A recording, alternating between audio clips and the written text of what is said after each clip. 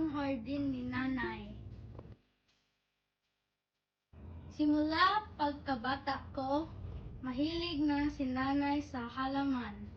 Araw-araw siya nag-aayos ng amin maliit na hardin. Kapag walang klase, ako ang taga-dilig ng mga halaman. Tumutulong din ako magtanim at magpala ng lupa.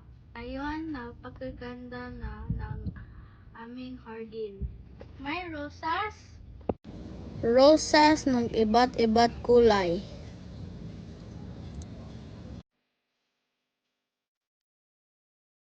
Merong bougainvillea, may anahaw, at kalachuche. Ang puno ng avocado ay itanim namin noon.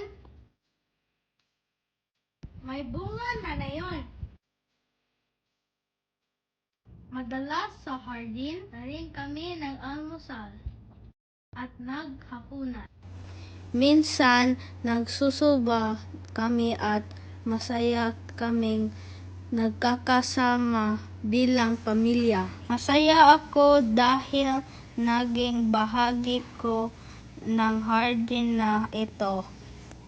Alaala ito ng aming pagmamahalan at pagtutulungan.